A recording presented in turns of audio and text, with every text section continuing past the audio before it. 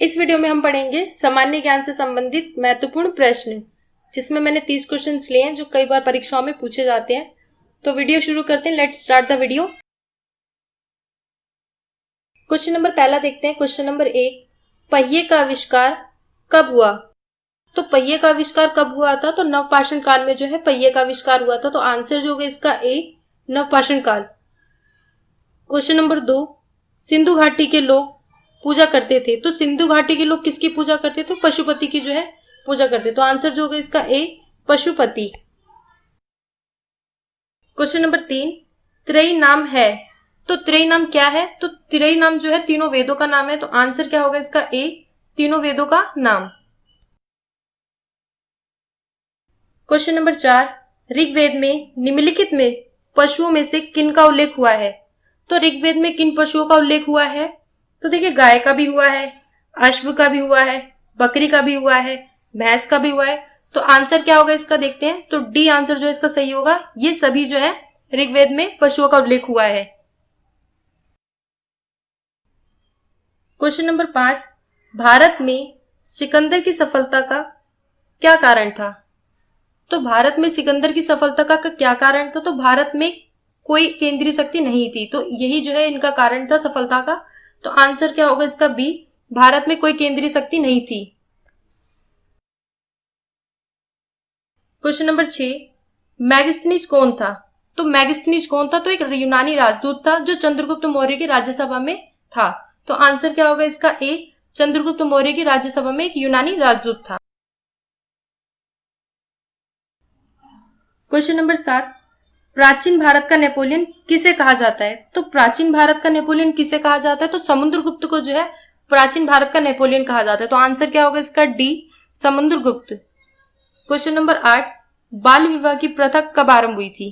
तो बाल विवाह की प्रथा आरंभ कब हुई थी? तो गुप्त काल में हुई थी। तो आंसर क्या होगा इसका सी, गुप्त काल में जो है बाल विवाह की प्रथा जो है आरंभ हुई थी।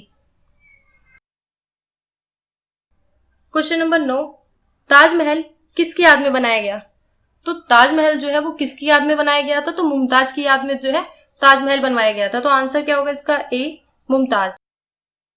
क्वेश्चन नंबर 10, गुलाब से इत्र निकालने की तकनीक का आविष्कार किसने किया था? तो गुलाब से इत्र निकालने की तकनीक का आविष्कार जो है वो किसने किया था? तो नूरजहां ने जो है गुलाब से इत्र निकालने का जो है आविष्कार किया था। तो आंसर क्या होगा इसका बी, नूरजहां ने। क्वेश्चन नंबर 11, सूर्य की सबसे बाहरी परत को क्या कहते हैं? तो जो सूर्य की बाहरी परत है उसे क्या कहते हैं? तो कोरोना को जो है सूर्य की बाहरी परत कहते हैं। तो आंसर क्या होगा इसका डी, कोरोना। क्वेश्चन नंबर 12, सूर्य की सबसे ऊपरी परत को क्या कहते हैं? तो जो सूर्य की सबसे ऊपरी परत है उसे क्या कहते हैं? उसे कोरोना कहते हैं। तो आंसर जो होगा इसका डी, कोरोना। दोनों ही क्वेश्चन सेम है, बस इसको अलग तरीके से जो है पूछा गया है। क्वेश्चन नंबर 13, हमारे सौरमंडल का सबसे निकटतम तारा कौन सा है? तो हमारे सौरमंडल का सबसे निकटतम तारा कौन सा है?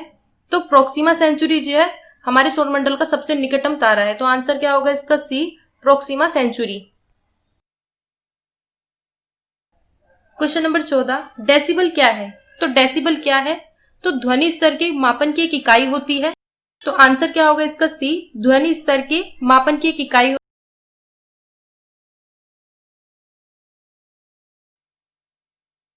क्वेश्चन नंबर 15, डायबिटीज का मुख्य कारण है। तो डायबिटीज का मुख्य कारण क्या है? तो हार्मोन्स की जब गड़बड़ी हो जाती है तो डायबिटीज का जो है मुख्य कारण बन जाता है। तो आंसर क्या होगा इसका ए, हार्मोन्स की गड़बड़ी के कारण। क्वेश्चन नंबर 16, डेंगू ज्वर किसके द्वारा फैलता है? तो जो डेंगू ज्वर है वो किसके द्वारा फैलता है? तो एडिस मच्छर से द्वारा जो है डेंगू ज्वर फैलता है। तो आंसर जो होगा इसका ए, एडिस मच्छर के द्वारा।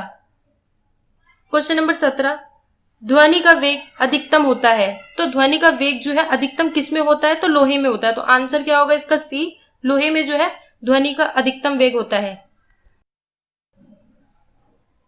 क्वेश्चन नंबर 18, वायुमंडल में बादलों के तैरने का कारण है। तो वायुमंडल में बादलों के तैरने का कारण क्या है? तो उनका कम घनत्व के कारण जो है वायुमंडल में बादलों के तैरने का कारण है। तो आंसर क्या होगा इसका बी, कम घनत्व के कारण जो है वायुमंडल में बादल तैरते हैं। क्वेश्चन नंबर 19, विश्व बैंक का मुख्यालय कहाँ स्थित है? तो विश्व बैंक का मुख्यालय कहाँ स्थित है? तो वाशिंगटन डीसी में जो है विश्व बैंक का मुख्यालय स्थित है। तो आंसर क्या होगा इसका? B, Washington DC. Question number 20, vitamin C का सर्वोत्तम स्रोत है। तो विटामिन सी का सर्वोत्तम स्रोत कौन सा है? तो संतरा जो है विटामिन सी का सर्वोत्तम स्रोत होता है। तो आंसर क्या होगा इसका? बी, संतरा। क्वेश्चन नंबर 21, ट्यूबलाइट में सामान्यतः गैस भरी जाती है। तो ट्यूबलाइट में कौन सी गैस जो है सामान्यतः भरी जाती है? तो मरकरी की वाष्प प्लस आर्गन जो है ट्यूबलाइट में भरी जाती है। तो आंसर क्या होगा इसका? बी, मरकरी की वाष्प plus argon. Question number 22, Vishwanath Anand का संबंध किस खेल से है? तो विश्वनाथ आनंद जो है वो कौन सा खेल खेलते थे? तो शतरंज का जो खेल है विश्वनाथ आनंद खेलते थे। तो आंसर क्या होगा इसका? बी, शतरंज। क्वेश्चन नंबर 23, हर्ट्ज की मात्रक है। तो हर्ट्ज की मात्रक क्या है? तो आवृत्ति जो है हर्ट्ज की मात्रक होती है। तो आंसर क्या होगा इसका? सी, आवृत्ति। क्वेश्चन नंबर 24, प्रथम स्वतंत्रता संग्राम किस वर्ष हुआ? तो जो प्रथम स्वतंत्रता संग्राम था वो किस वर्ष में हुआ था? तो 1857 ईस्वी में हुआ था। तो आंसर क्या होगा इसका? बी, 1857 ईस्वी में। क्वेश्चन नंबर 25, गैस इंजन की खोज किसने की? तो गैस इंजन की खोज किसने की थी?